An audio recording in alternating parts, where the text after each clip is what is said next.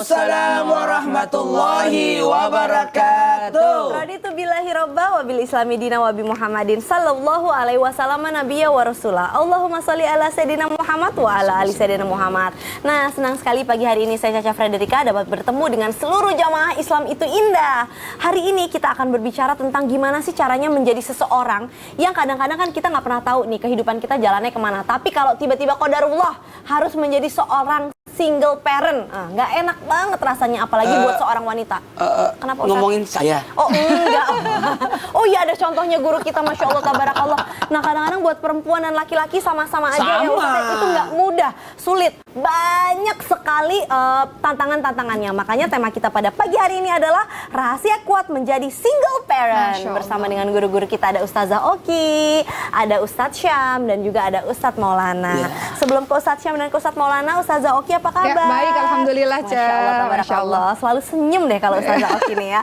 Ustazah, berbicara tentang single parent, karena kalau misalkan single parent yang bercerai, pasangannya itu kan berarti masih hidup dong. Apakah betul mantan pasangannya ini masih memiliki hak untuk diberikan nafkah oleh ya laki-lakinya atau mantan imamnya ini? Benar atau nggak sih? Bagaimana dalam pandangan Islam? Mohon tausiahnya. Baik, izin guru-guru semuanya.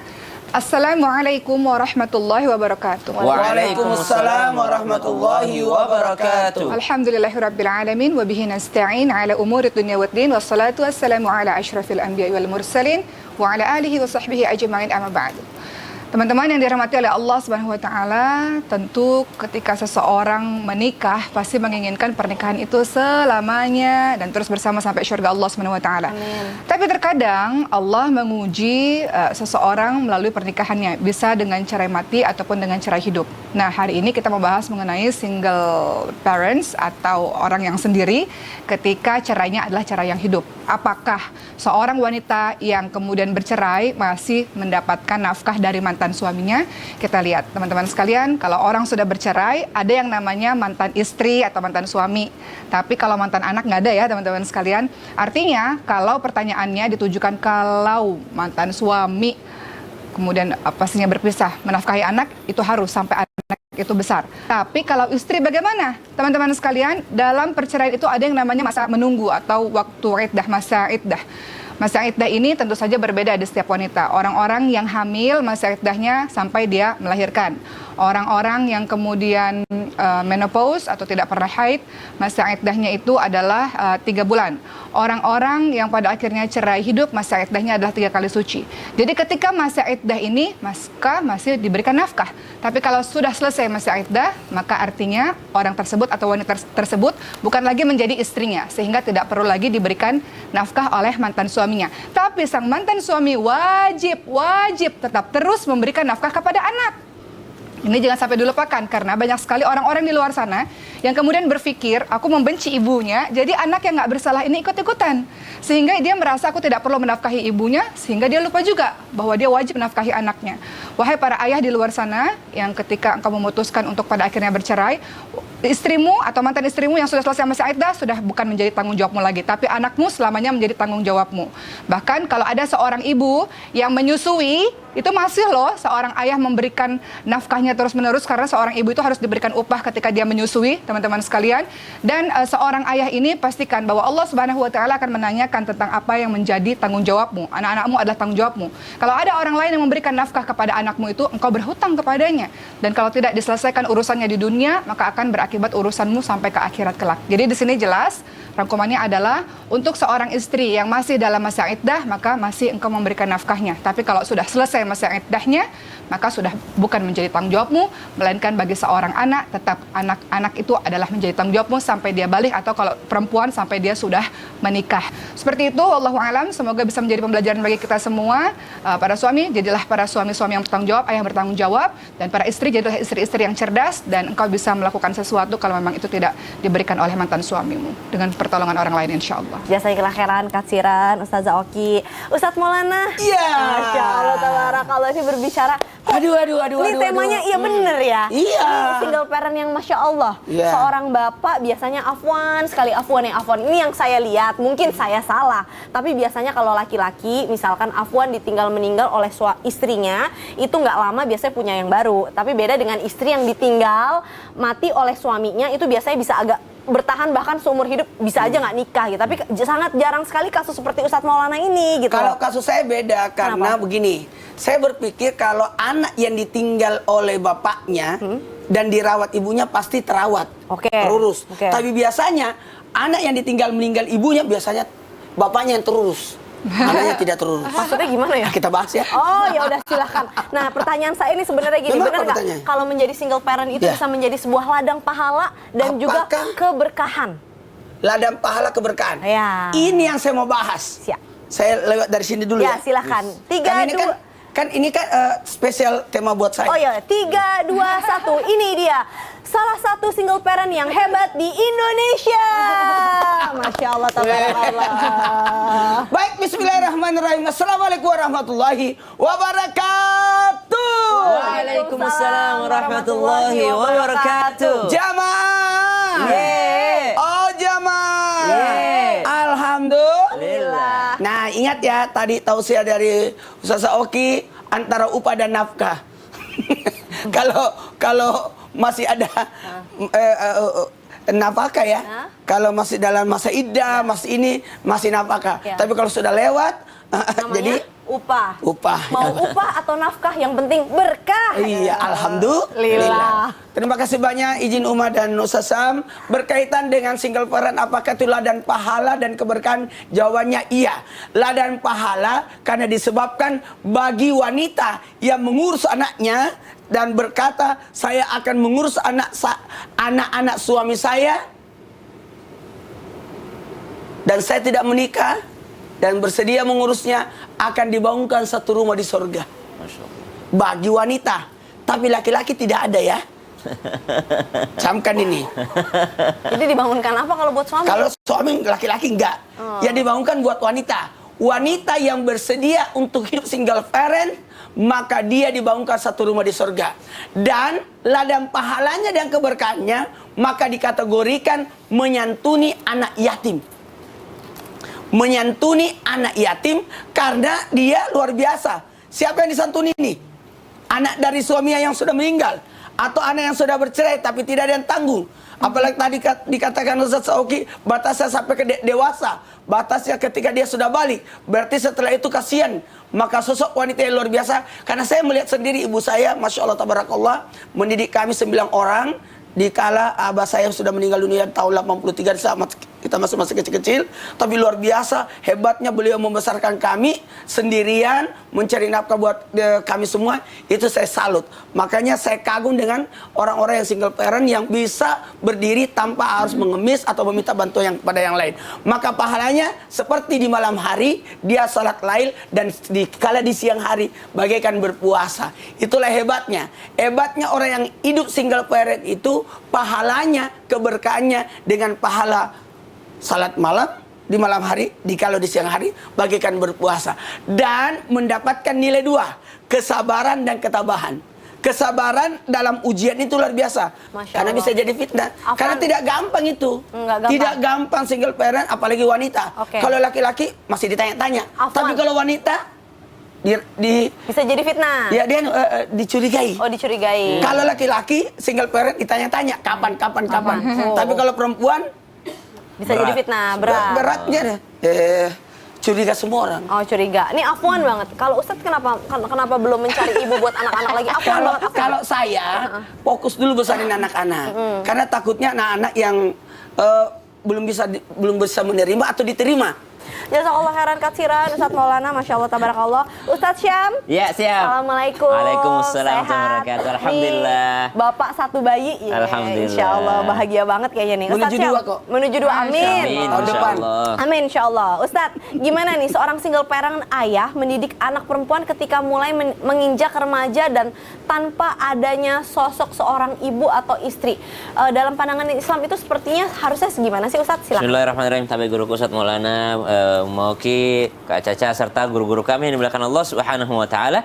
Alhamdulillahirabbil alamin wassalatu wassalamu ala asyrafil anbiya'i wal mursalin sayyidina Muhammadin wa ala alihi wa sahbihi ajma'in. Asbahna wa asbahal mulku lillahi rabbil alamin. Subhanaka la ilma lana illa ma 'allamtana innaka antal alimul hakim. Rabbi shrah li sadri wa yassir li amri wahlul 'uqdatam min lisani yafqahu qawli waj'al li wazira min ahli amin amin amin ya rabbal alamin. Tanpa bermaksud menggurui ataupun mengajari apalagi menceramahi, mungkin yang menyaksikan Islam itu indah adalah mereka yang lebih senior daripada kami, yang lebih berilmu pada kami, apalagi mereka adalah seorang ayah yang insya Allah sudah berhasil mendidik anak-anaknya, wabil khusus anak perempuannya.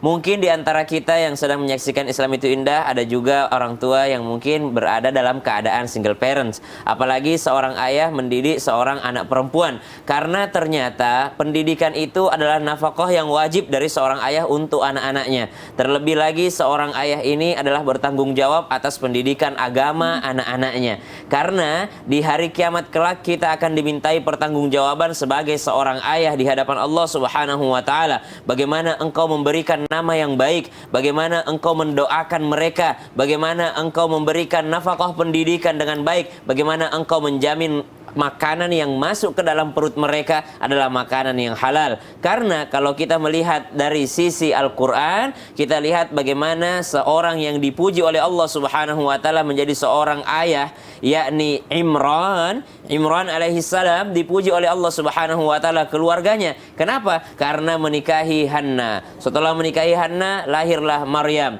Pernikahan Imran dan Hanna berlangsung lama sekali baru dikaruniakan seorang putri, yakni Maryam alaihassalam. Kenapa? Karena ternyata waktu menikah ini usia 80-an belum juga dikaruniakan anak. Lalu mereka berdoa di Baitul Maqdis dengan memohon kepada Allah Subhanahu wa taala, kalau anakku lahir akan kupersembahkan anakku ini menjadi penjaga Baitul Maqdis. Namun ternyata yang lahir adalah anak perempuan. Jadi yang pertama mendidiknya dengan cara mendoakan. Karena banyak orang mendidik anak dengan teori tapi lupa untuk mengembalikan kepada Allah Subhanahu wa taala. Yang pertama yang paling pasti dan yang paling wajib untuk dilakukan adalah senantiasa mendoakan secara khusus anak-anak perempuannya. Sebagai seorang ayah tanpa bermaksud menggurui ataupun mengajari, doakan secara khusus anak perempuan kita. Yang kedua, apanya lagi yang dididik? Yang dididik adalah bagaimana ia menutupi auratnya. Jadi yang mengajarkan untuk menutup aurat bukan hanya seorang ibu, seorang ayah pun mesti mengingatkan anaknya untuk menutup auratnya. Nah, kalau engkau sayang sama ayah, kalau engkau sayang sama bapak, maka tutupilah auratmu. Karena yang disiksa di hari kiamat bukan hanya engkau. Kalau ayah tidak pernah mengingatkanmu, maka ayahlah yang akan mendapat siksaan nanti di hari kiamat kalau engkau tidak menutupi auratmu. Jadi bukan ibu yang mengajarkan untuk menutup aurat, tapi ayahnya, ibunya mencontohkan. Jadi kalau nggak ada ibu, maka subhanallah tetap wajib seorang ayah mengingatkan anaknya untuk menutupi aurat. Yang ketiga, interaksi dengan lawan jenisnya. Mestinya seorang laki-laki memberitahu bahwa, nah, ayah ini laki-laki, engkau adalah perempuan, kita adalah berbeda. Meskipun kita ini adalah mahram, ada batasan-batasannya, apalagi kepada yang non mahram. Wallahu ta'ala alam. Doakan, beritahukan, dan tegur apabila bersalah. Oke, jadi seorang bapak laki-laki walaupun nggak ada sosok ibu tetap harus bisa membimbing anaknya. Betul. Dari point of view-nya itu wanita ya. Walaupun Betul. memang yang dibutuhkan oleh anak-anak itu pasti selalu harus laki-laki dan perempuan harus cross. Iya. Nanti kita bahas itu lebih lanjut kalau lagi ya. Kalau ibu insya Allah adalah ya. madrasatul ula, tapi kalau bapak ku anfusakum wa ahlikum nar. Jaga dirimu dan keluargamu dari api neraka. Masya Allah. Nah, sekarang nih ada pertanyaan yang masuk nih dari Instagram ya. Ya. Dari @jandakembang. Wih. Assalamualaikum Ustadz. Aku seorang single parent. Satu anak dan dilihat-lihat Ustadz Maulana juga seorang single parent 4 anak ya. Bagaimana kalau kita mengakhiri status single parent kita ini bersama katanya? Ya. Jadi kalau saya ditanya, kita ketemuan dulu.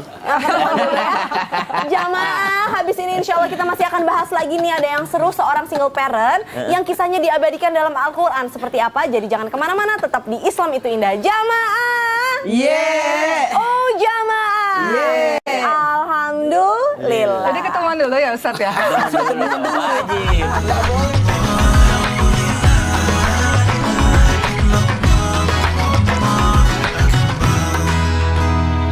Jamaah. Yeah. Oh jamaah. Yeah. Alhamdulillah. Masih Masih dengan tema kita rahasia kuat menjadi single parent. Nah, tadi ada pertanyaan yang menggantung nih tentang Ustadz Maulana. Tapi pertanyaan itu nggak bisa dijawab sekarang. Nggak bisa. Karena saya mau selesai dulu nih.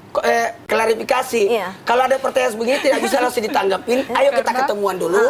Karena jangan sampai dia janda memiliki satu anak, tapi anaknya umur 70. Berarti dianya- emaknya 90. Berarti nenek-nenek. itu jawaban dari Ustadz Bisa Maulana. jadi. Saya harus ketemu dulu. Betul Ustaz. Nah, sekarang kita kembali ke tema kita tentang single parent. Ada kisah tentang single parent yang Ada kisah. diabadikan di dalam Al-Quran. Masya Allah, tabarakallah. Artinya pembelajarannya pasti sangat kental banget buat kita dan bagus banget buat kita. Kisah itu tuh apa sih Ustazah Oki? Mohon tausiahnya. Baik, izin guru-guru semua, ini kisah yang sangat saya sukai sampai saya menjadikan nama beliau ini menjadi nama anak saya yang pertama. Nah, kisah ini adalah kisah mengenai Siti Maryam, teman-teman sekalian. Kisah Siti Maryam ini adalah kisah yang diabadikan di dalam surah ke-19. Satu-satunya nama yang wanita yang kemudian diabadikan di dalam Al-Quran. Allah Subhanahu wa taala berfirman, A'udzu billahi minasyaitonir rajim wa id qalatil malaikatu ya Maryam innallaha astafaki wa tahharaki wa astafaki 'ala nisa'il 'alamin. Siti Maryam adalah seorang wanita yang sangat luar biasa, teman-teman sekalian. Allah memilih Siti Maryam menjadi wanita terbaik di zamannya. Mari kita lihat terlebih dahulu apa yang membuat Siti Maryam ini menjadi orang yang sangat luar biasa, sangat salihah, taat kepada Allah Subhanahu wa taala. Diawali karena Siti Maryam memiliki seorang keluarga, ayah dan ibu yang juga saleh. Ya, Siti Maryam sejak awal, sejak masih dalam kandungan didoakan oleh sang ibunda agar anak ini kelak menjadi pengabdi bagi agama Allah Subhanahu wa taala. Siti Maryam diberikan nama terbaik yaitu Maryam. Kemudian Siti Maryam diberikan diletakkan di tempat yang terbaik yaitu di Baitul Maqdis Palestina di bawah pengasuhan Nabi Zakaria alaihissalam dan mendapatkan makanan yang halal dan thayyib dari Allah Subhanahu wa taala. Jadi sejak awal sudah saleh luar biasa. Siti Maryam memiliki mihrab sendiri, jemaah Islam itu indah yang dirahmati oleh Allah Subhanahu wa taala, di mana dalam mihrab tersebut beliau senantiasa bermunajat kepada Allah Subhanahu wa taala. Hingga pada suatu ketika datanglah malaikat yang datang dengan rupa seorang pemuda yang baik rupanya, yang sangat tampan, dan Siti Maryam merasa takut dengan pemuda tersebut karena Siti Maryam tidak pernah berdekatan dengan yang bukan mahramnya. Dan malaikat tersebut mengabarkan kepada Siti Maryam bahwa Siti Maryam akan mengandung. Tentu saja seorang wanita yang tidak pernah dekat, tidak pernah disentuh oleh laki-laki, sangat terkejut dengan berita ini. Namun kun fayakun, kalau Allah sudah berkehendak, maka jadilah. Maka dimulailah bagaimana seorang single parent ini, seorang wanita yang tidak pernah disentuh oleh laki-laki ini pada akhirnya mengandung. Dan tentu saja hal ini bukan hal yang mudah. Orang-orang di luaran mulai berbicara mengenai Siti Maryam. Bagaimana mungkin kau bisa mengandung? Bagaimana mungkin kau bisa memiliki anak tanpa memiliki suami? Maka Siti Maryam membawa janin yang berada dalam perutnya itu pergi menjauh dari kampung halamannya seorang diri. Dan tentu saja mengandung itu tidak mudah, teman-teman sekalian. Diterik matahari, tidak ada makan, tidak ada minum, sampai akhirnya dengan susah payah beliau melahirkan seorang bayi yang kemudian bernama Isa alaihissalam. Dan beliau itu digambarkan bagaimana beliau menggoyangkan pohon kurma. Pohon kurma itu besar, teman-teman sekalian, kokoh, tidak mudah. Tapi beliau dalam keadaan susah tersebut, beliau menggoyangkan pohon kurma. Ini menunjukkan kepada kita semua, wahai ibu-ibu yang sedang mengandung atau pasca mengandung, maka jadilah orang-orang yang terus berikhtiar, totalitas untuk memberikan yang terbaik untuk anak-anak kita, berusaha, jangan menyerah pada keadaan, jangan menyerah pada situasi, totalitas dalam berikhtiar apapun yang kita mampu untuk anak-anak kita ini. Sampai akhirnya Siti Maryam membawa anaknya pulang ke kampung halaman, dicaci maki, dikata-katai, namun beliau tetap sabar dan jadilah seorang Isa alaihissalam yang kemudian kita kenal sebagai seorang nabi yang sangat luar biasa. Kisah ini menginspirasi kita semua, teman-teman sekalian, bahwa ada di zaman dulu seorang single mother, single parent, yaitu Siti Maryam, yang tetap menjaga kesucian dirinya, tetap berikhtiar sampai akhirnya beliau melahirkan seorang anak yang hebat yang kemudian kita kenal dengan nama Isa alaihissalam. Kalau Siti Maryam bisa, maka jadikanlah Siti Maryam menjadi tokoh idola teladan untuk kita semua. Jadi ibu yang kuat, ibu yang hebat, ibu yang menjaga kesucian diri, ibu yang tawakal ala Allah, tangguh, sabar seperti Siti Maryam, insya Allah. Nah, guru-guruku yang kami hormati, sekarang nih kita mau masuk ke segmennya Ustadz Maulana tentunya. Kita akan bertanya nih sama Ustadz Maulana tentang benar nggak sih kalau dalam Islam itu kalau kita menfitnah seorang single parent itu dosanya, ya Allah. Apalagi kita tidak bisa membuktikan fitnah atau kata-kata yang kita lontarkan. Benar nggak sih nanti di akhirat itu bagi orang yang suka menuduh fitnahnya itu Allah akan melaknat? Mohon tausiahnya. Masya Allah, tabarakallah, makasih banyak. Pertanyaannya Caca luar biasa ya. Nih, janda-janda atau duda atau single parent ini berterima kasih banyak dengan pertanyaannya. Izin Uma dan Ustaz Sam. Bismillahirrahmanirrahim. Allahumma shalli ala sayyidina Muhammad wa ala sayyidina Muhammad. Kata-kata fitnah itu luar biasa. Karena fitnah itu lebih kejam daripada pembunuhan.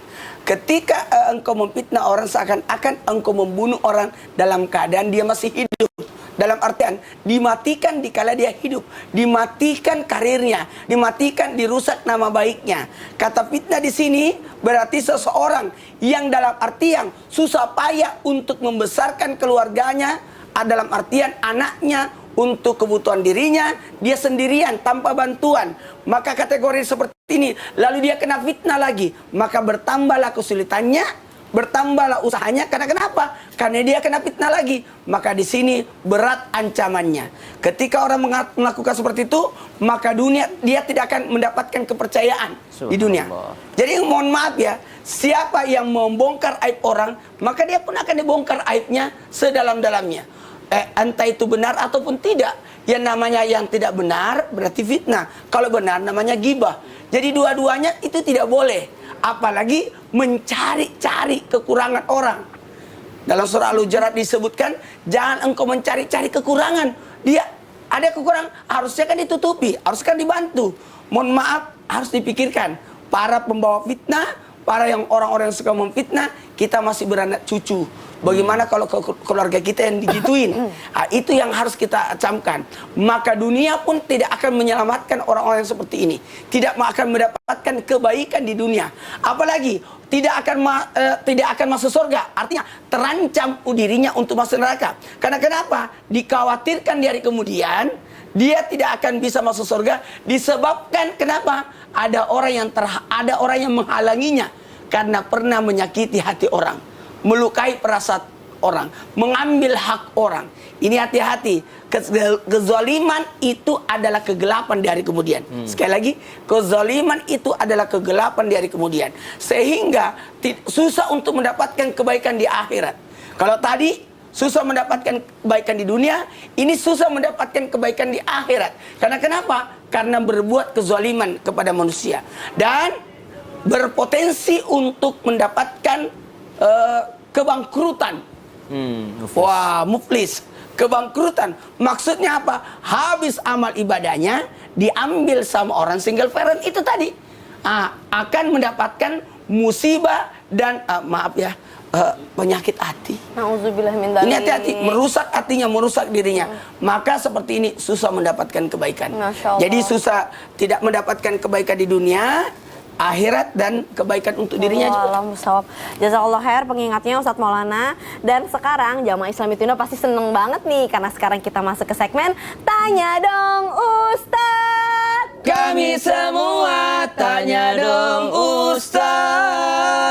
Pertanyaan dari @calon imam. Assalamualaikum Ustadz, bagaimana agar aku seorang duda bisa fokus mengurus anak tanpa memikirkan cari calon pendamping baru kayak Ustadz Maulana gitu, biar fokus ngurus anak. Gimana Ustadz Maulana? Gini, sebenarnya kalau belajar dari saya pribadi ya, usaha saya itu luar biasa. Astagfirullahaladzim ini.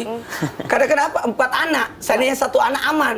Karena 1 anak diurus, yang 1 yang 1 diurus, yang 1 diurus. Kenapa? Kok dia pergi ke Australia, kok aku enggak? Kan kamu beda, nak. Oh ya, kamu ke Amerika gitu. Bukan, ke Malaysia dia. Oh ya, ke Malaysia. kan sekolahnya memang begitu. Oke. Ada namanya pertukaran pelajar. Itu kan seperti itu. Maka sibukkan diri kita dengan kebaikan. Sibukkan diri kita dengan kebaikan, titik. 1, itu. Jadi kita fokus, jadi tidak mikir yang halal, yang aneh-aneh. Kedua. Kemudian sibukkan untuk bekal buat anak masa depannya. Kemudian tanamkan keteladanan. Amin. Susah itu kalau mendidik anak itu butuh teladan. Baik, jazakallah khair Ustadz Maulana, Masya Allah, tabarakallah. Kita langsung ke pertanyaan yang berikutnya nih dari Instagram hamba Allah. Assalamualaikum, saya seorang janda. Kadang suka capek menghadapi nyinyiran tetangga yang suka memandang rendah status janda. Ada yang bilang bahwa jadi seorang janda lebih gatel, alias genit, dibanding dengan anak perawan. Kata siapa? Bagaimana ya Ustazah biar aku bisa lebih kuat melewati ujian ini? Gimana Ustazah Oki? Ini mungkin pandangannya dari seorang wanita nih, gimana? Kita belajar saja dari kisah Siti Khadijah radhiyallahu anha.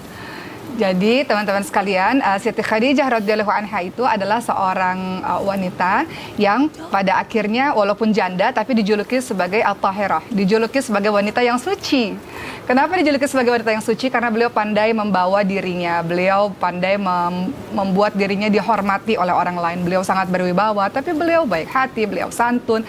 Beliau dicintai oleh banyak orang, tapi orang-orang segan hormat kepadanya karena pembawaan dari diri beliau sendiri. Jadi masalah wanita suci itu bukan masalah perawan atau tidak perawan loh teman-teman sekalian. Karena seorang Siti Khadijah saja dijuluki sebagai wanita yang suci seperti itu. Jadi untuk teman-teman semua, walaupun memang ada di sebagian masyarakat stigma janda itu begitu begini, ya buktikan saja bahwa kata-kata itu tidak betul. Itu tidak berlaku kepada diri saya. Saya wanita terhormat, terjaga, terjaga kesuciannya, bisa membawa diri dengan baik di setiap keadaan seperti itu. Kalimat yang saya suka, suci karena pandai membawa diri. Masya Allah, tabarakallah. Sekali lagi. Suci karena pandai membawa diri. Jazakallah khairan. Jadi buat janda-janda lakukan itu. Lakukan itu. Terima kasih Ustazah Oki pengingatnya. Dan berikutnya nih dari Instagram hamba Allah. Assalamualaikum Ustadz. Kadang aku juga pengen diperhatiin, disayang sama seperti dulu. Aku masih punya suami. Tapi apakah salah jika seorang single parent merasakan yang namanya jatuh cinta dan memutuskan untuk menikah lagi? Kadang ada anak yang gak setuju, bahkan melarang ibunya untuk menikah lagi. Gimana nih Ustadz Syam? Kan ini hak manusia dong untuk jatuh cinta kembali. Selama gak ngerebut suami orang kan gak masalah dong. Baik, bismillahirrahmanirrahim. Tabi guru Ustadz Maulana, Ustazah Oki, Kak Caca, serta guru-guru kami yang dimuliakan Allah Subhanahu wa Ta'ala. Ya ayyuhan nabiyyu lima tuharrimu ma ahallallahu lak. Ada teguran Allah Subhanahu wa Ta'ala di dalam Al-Quran untuk Nabi. Kenapa? Pada saat itu Nabi Muhammad SAW sedang singgah atau mampir meminum minuman kesukaan beliau, minuman favoritnya, yakni ada minuman campuran madu. Lalu ketika Nabi SAW meminum campuran madu ini, Nabi SAW ternyata dinyinyirin oleh istri yang lainnya dengan mengatakan, Nabi mah lebih suka ke situ daripada ke rumah kita. Subhanallah. Maka pada saat itu Nabi mengatakan, mulai hari ini saya tidak akan pernah mau meminum itu lagi, kuharamkan bagi diriku. Lalu Allah Subhanahu wa Ta'ala menegur Nabi SAW dengan mengatakan, lima tuharrimu ma ahallallahu lak. Kenapa kau mengharamkan apa yang dihalalkan Allah bagimu? Maka subhanallah, ayat ini berlaku bukan hanya untuk baginda Nabi SAW, tapi berlaku bagi kita semua, bagi orang-orang yang mengharamkan apa yang dihalalkan oleh Allah Subhanahu wa Ta'ala, atau sebaliknya menghalalkan apa yang diharamkan oleh Allah Subhanahu wa Ta'ala.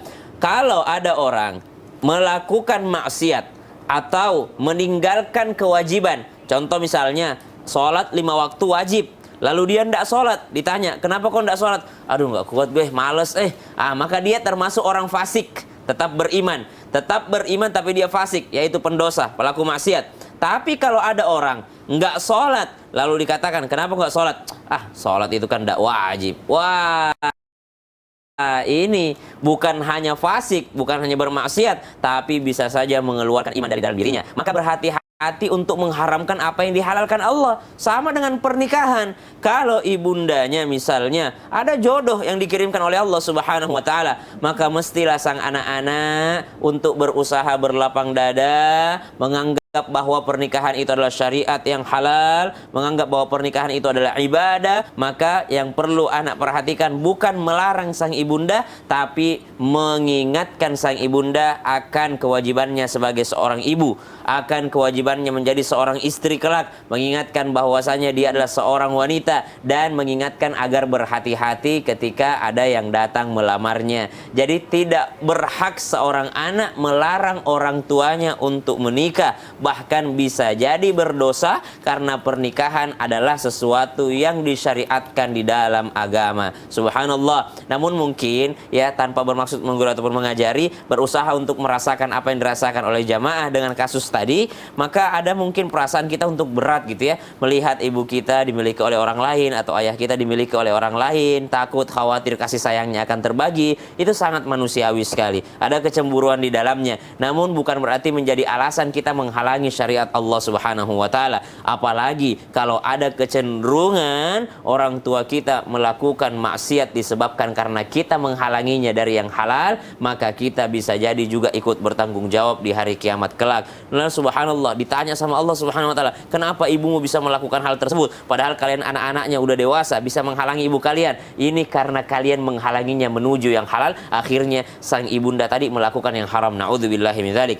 Maka sebagai seorang anak, yang pertama berlapang dada lah. Yang kedua, sebagai seorang ibu juga ikut berlapang dada, karena yang bertanya adalah sang ibunda tadi. Berlapang dada dengan cara apa? Istikharah. Tunjukkan kepada anak-anak bahwasanya yang dipilih oleh sang ibunda tadi adalah seorang yang baik, yang insya Allah bukan hanya sayang kepada ibunya, tapi juga akan sayang terhadap anak-anaknya. Dan ini perlu untuk pembuktian, perlu untuk diperlihatkan, dipersaksikan terhadap anak-anak tadi. Yang ketiga, kembalikan semuanya kepada Allah Subhanahu wa taala dengan sama-sama dengan anak tersebut datang kepada ulama bertanya, datang kepada warasatul anbiya, datang kepada pewaris nabi. Siapa? Para ulama. Mereka berembuk untuk datang kepada para ahlinya, ditanya, apakah boleh sang ibunda menikah lagi? Apakah mudaratnya lebih banyak? Kalau lebih banyak jangan, tapi kalau manfaatnya lebih banyak maka silahkan, karena pernikahan adalah sesuatu yang halal. Wallahu taala alam. Ustadz, Iya. apalagi sih kemuliaan bagi seorang single parent Masya Allah. dalam pandangan Islam? Would you please explain it to us, Ustadz? Saya harus katakan buat semuanya ada faedah kemuliaan, tapi panjang cara. Jadi gimana kalau panjang? Kita bahas sebentar aja. Ya udahlah kalau begitu, jadi jamaah jangan kemana-mana, tetap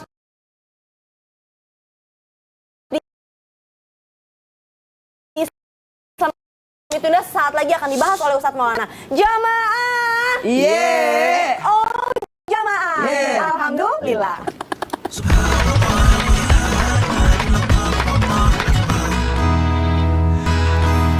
Jamaah. Yeah. Oh, jamaah. Yeah. Alhamdulillah. Masih dengan tema kita, rahasia kuat menjadi single parent. Nah, gimana nih Ustadz Maulana? Apa sih kemuliaan single parent selain yang sudah disebutkan tadi? Apalagi kemuliaannya dalam pandangan Islam? Mohon tausiahnya. Berbicara kemuliaannya, baik, izin Umar dan Sasa, Masya Allah, Tabarakallah. Makasih banyak tim Islam Indah yang membuat semangat orang-orang yang sependeritaan sama saya.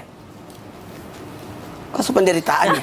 Sebahagiaan. Seberuntung. Sepenanggungan aja bener. Ya, betul. Senasib. Atau senasib. Ya. Karena tidak gampang hidup sendiri dengan mengurus anak-anak. Karena kenapa? Mohon maaf, itu luar biasa godaannya, ujiannya, masalahnya. Ya, mungkin kalau orang, kok aku curhat hari ini ya? Kalau orang, mohon maaf, ada partner, maka bersama dengan partnernya untuk mencari solusi. Kalau kita langsung kepada Allah, ya Allah gimana nih? Nah, jadi itu kita harus cepat-cepat mencari solusi dengan cara kita sendiri, dengan cara berdoa dengan Allah, tapi tidak ada minta bantuan kepada, kan tidak enak juga memberatkan orang. Maka ternyata, wahai orang-orang yang Allah uji dengan ujian yang luar biasa, sebagaimana Bunda Aminah yang luar biasa, ditinggal meninggal oleh suami tercinta ayahanda Rasulullah, apalagi masih di bulan Maulid ini, Masya Allah, Tabarakallah ujiannya. Maka begitu pula dengan diri kita, ada kemuliaan yang diperoleh oleh orang-orang yang single parent itu. Yang pertama, akan bersama dengan Rasulullah. Kenapa? Karena orang seperti ini adalah menanggung kebaikan yang luar biasa. Menanggung kebaikan yang luar biasa karena ada hamba Allah yang bersama dengannya. Apalagi kalau yang ditinggal itu adalah sosok yang ditinggal meninggal, ya. Ditinggal meninggal oleh pasangannya.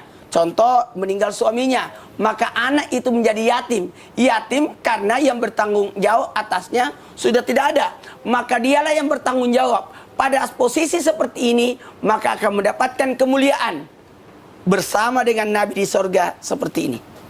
Nah, kalau tadi dekat dengan Nabi, kalau ini bersama dengan Nabi, nah, makin dekat lagi. Jadi berada dengan Nabi di sorga, tapi sekarang makin dekat dengan Nabi. Maka akan luar biasa, akan diberikan, diangkat kemuliaan setinggi-tingginya. Karena tempat yang tertinggi adalah ketika masuk dalam surga. Tunggu dulu, masuk surga? Iya, tapi ada lebih tinggi lagi.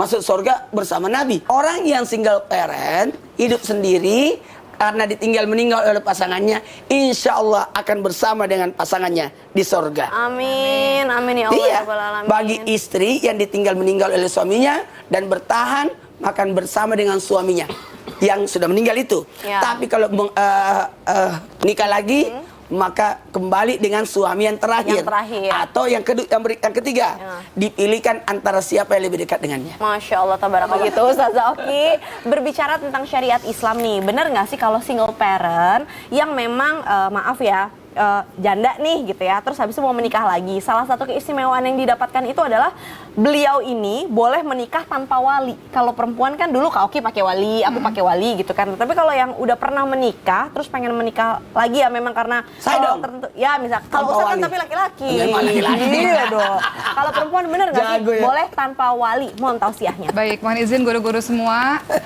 Jemaah Islam itu indah yang dirahmati oleh Allah Subhanahu wa taala, ada anggapan masyarakat awam bahwa seorang janda kalau menikah nggak apa-apa menikah saja tanpa wali. Maka betulkah hal itu, teman-teman sekalian? Mari kita lihat. Dalam sebuah pernikahan kan ada namanya ijab, ada namanya qabul. Siapa yang melaksanakan ijab, sahabat-sahabat sekalian? Yang melaksanakan ijab pasti adalah Wali. wali. Mungkin nggak dia mengatakan, aku menikahkan diriku sendiri, kan nggak mungkin ya. Jadi dari kata ijab qabul saja di sini kita sudah lihat, ijab itu ada wali, qabul itu akan disampaikan oleh sang Mempelai. suami atau mempelainya tersebut. Sehingga di sini kita bisa lihat baik gadis maupun janda. Ini jumhur ulama, mayoritas ulama mengatakan walaupun janda tetap memerlukan wali dalam pernikahannya. Ada yang beranggapan seperti ini, oh saya ini janda, saya berhak atas diri saya sendiri dibanding wali saya. Oh saya ini janda, saya bisa menjadi wakil bagi wali saya. Tidak seperti itu teman-teman sekalian. Ketahuilah wali ini memiliki fungsi yang sangat penting. Wali ini pembela kalau terjadi apa-apa terhadap sang wanita ini. Dan wali ini membuat sang mempelai laki-laki atau suaminya ini akan menjadi segan kepada sang wanita tersebut. Apa jadinya kalau seandainya wanita ini tidak mengindahkan wali, kemudian dia menikahkan dirinya sendiri, apa bedanya dengan zina? Jadi sebelum dia melakukan zina, yuk kita nikah dulu, saya bisa menikahkan diri kita sendiri, kan mustahil itu teman-teman sekalian. Jadi untuk para janda, pahamilah bahwa untuk urusan rumah tangga jangan dicampur masukkan, jangan masuk ke dalam urusan rumah tanggaku. Iya, untuk aku sebagai seorang janda jangan membuat aku menjadi pusing karena engkau tidak menyetujui pilihanku. Oke, tapi untuk urusan pernikahan teman-teman sekalian tetap harus memerlukan wali. Jadi jangan ada lagi ya untuk janda-janda di luar sana yang mengatakan oh aku berhak atas diriku sendiri tanpa ada wali, jangan. Karena bagaimanapun juga wali akan melindungimu. Kadang dalam pernikahan kita tidak pernah tahu apa yang terjadi. Setahun pernikahan, 2 tahun pernikahan, kita tidak pernah tahu. Wali inilah yang menjadi pelindung bagi kita, penyelamat bagi kita, penjaga bagi kita. Kalau terjadi apa-apa, kita bisa minta pertolongan kepadanya untuk menyelamatkan rumah tangga kita. Jadi mudah-mudahan untuk para janda di luar sana jangan merasa bahwa tidak memerlukan wali. Jangan tidak mengindahkan wali. Wali tetap engkau perlukan dalam pernikahanmu. Seperti itu. Dan ini karena ini yang terjadi di masyarakat umum. Banyak yang mengatakan orang tua saya atau keluarga saya yang lainnya tidak perlu karena saya sudah menjadi janda. Ini menjadi urusan saya pribadi. Tidak seperti itu. Kita mengikuti pendapat jumhur ulama, mayoritas ulama. Tetap menikahlah dengan wali karena itu akan menyelamatkan kehidupan rumah tanggamu insya Allah. Baiklah kalau begitu, Ustadz Syam berbicara tentang masa lalu atau kepahitan. Kalau misalkan cerainya adalah cerai mati, mungkin kisahnya itu manis gitu, manis karena ya memang masih cinta-cintanya tapi memang udah takdir. Tapi kalau ada orang-orang yang kurang beruntung, misalkan cerainya adalah karena memang cerai hidup karena memang ada ketidakcocokan yang sangat udah tidak bisa dibicarakan lagi gitu kan. Gimana caranya sih supaya single parent ini kuat? Apa sih misalkan doanya dan gimana caranya step-stepnya supaya single parent ini kuat dan bisa segera move on gitu dari kepahitan masa lalu? Mohon tausiahnya. Masya Allah, tapi guruku Ustaz Maulana, Umauki, Kak Caca serta guru-guru kami yang dimuliakan Allah Subhanahu wa taala. Ikrimah, seorang sahabat baginda Nabi sallallahu alaihi wasallam, dan dia pun masih kerabat daripada baginda Nabi sallallahu alaihi wasallam, mempunyai masa lalu yang sangat pahit. Bagaimana tidak? Dia ingin menjadi seorang sahabat Nabi. hati, dia ingin masuk Islam, dia ingin beriman dan ingin bergabung dengan sahabat Nabi Shallallahu Alaihi Wasallam. Namun dia punya orang tua yang sangat membenci Nabi, yaitu Abu Jahal. Abu Jahal sangat terkenal orang yang sangat jahat terhadap baginda Nabi Shallallahu Alaihi Wasallam.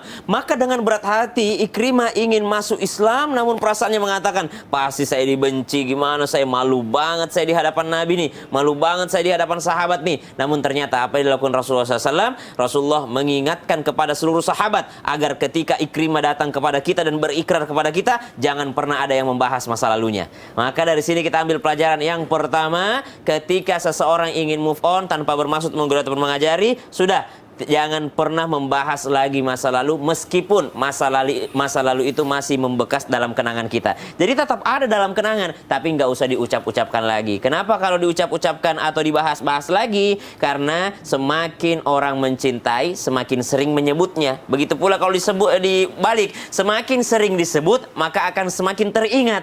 Jadi kalau ada dalam kenangan, biarkan ia dalam kenangan, tapi jangan pernah diungkap-ungkap lagi, ataupun diungkit-ungkit lagi, disebut-sebut lagi, karena itu akan bisa menimbulkan perasaan atau luka lama yang bisa terbuka kembali. Itu yang pertama. Yang kedua, bagaimana agar Allah Subhanahu wa Ta'ala yang melepaskan hati kita ini? Sering kami mengambil kisah daripada seorang wanita tangguh juga dalam Al-Quran, yaitu Ummi Musa, ibunya Nabi Musa alaihissalam. Apa yang membuat ibunya Nabi Musa alaihissalam terlepas daripada trauma? Yang membuat ibu Nabi Musa terlepas daripada trauma adalah Allah Subhanahu wa Ta'ala. Maka mintalah kepada Allah Subhanahu wa Ta'ala agar bisa dilepaskan hatinya, dirilis perasaannya, perasaan buruk, perasaan sakit itu, perasaan dendam itu dirilis oleh Allah Subhanahu wa Ta'ala dengan berdoa kepada Allah Subhanahu wa Ta'ala. Maka kalau dikatakan apa doanya, maka mintalah kepada Allah Subhanahu wa Ta'ala keteguhan hati. Doa dalam surah Ali Imran, saya sering sekali mengambil doa kalau pertama kali saya sebut doa dalam Al-Quran. Kenapa kami menyebut doa yang ada dalam Al-Quran? Karena doa dalam Al-Quran itu adalah redaksi yang dipilih oleh Allah Subhanahu wa Ta'ala langsung. Jadi Nabi Adam alaihissalam ketika berdosa atau bersalah kepada Allah Subhanahu wa Ta'ala, keluar daripada surga, itu tidak diterima tobatnya Nabi Adam alaihissalam sampai fatalaqqa Adamu min rabbih kalimatin fataba alaihi, sampai Allah mengajarkan kalimat dan diterima tobatnya oleh Allah Subhanahu wa Ta'ala. Jadi doa-doa dalam Al-Quran adalah doa-doa yang dipilih oleh Allah Subhanahu wa Ta'ala. Surah Ali Imran ayat 8, Rabbana la tuzigh qulubana ba'da idh hadaitana wa hab lana min ladunka rahmah innaka antal wahhab. Doa ini agar meneguhkan hati. Ya Allah, jangan buat hati kami ini melenceng, membuat hati kami ini lemah kembali setelah Engkau berikan hidayah kepada kami. Wa hab lana min ladunka rahmah. Yang aku butuhkan, yang aku harapkan hanya rahmat-Mu ya Allah. Wallahu ta'ala a'lam. Masya Allah, tabarakallah. Jadi ingat-ingat betul doa tersebut ya Ustaz ya. Insya Allah. Surat Ali Imran ayat 8. Ayat 8 tuh dicatat ya, jamaah Islam itu indah. Jadi insya Allah kita sehat lahir dan batin. Amin. Itu bagus banget buat mental health ya yang diajarkan dalam Al-Quran. Dan berbicara tentang kesehatan lahir dan batin, tadi kan ngomongin kesehatan batin. Nih ada tips dari Ustadz Syam dan juga Kak Fadli tentang kesehatan lahir.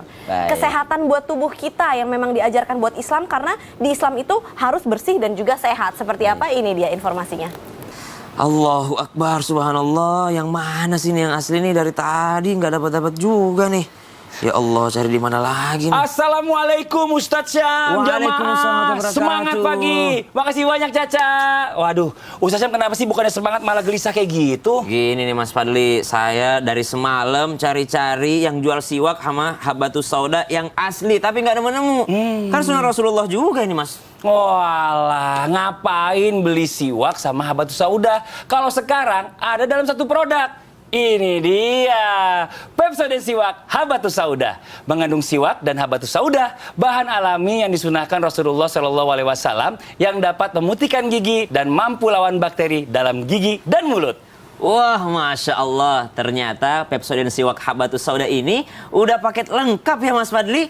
Tapi beneran aman kan untuk gigi dan mulut kita Mas? Iya dong, insya Allah aman dan dijamin kandungannya halal juga Ustadz. Karena Pepsodent Siwak Habatus Sauda ini mengandung zinc mineral yang efektif 99% lawan bakteri pada gigi, gusi, lidah, dan pipi. Gak cuma itu aja loh, jika kita membeli Pepsodent Siwak dan Pepsodent Herbal, kamu juga telah ikut berpartisipasi dalam misi sosial karena 2,5% dari keuntungannya akan disalurkan untuk program sahur amal dan perawatan gigi dan penjualan mulut untuk anak yatim piatu di panti asuhan yang bekerja sama dengan Badan Amil Zakat Nasional. Wah, masya Allah, masya Allah, masya Allah. Ya udah deh Mas Fadli, kalau begitu saya mau borong Pepsodent Siwak Habatus Sauda ini daripada susah-susah nyari. Wah, masya Allah.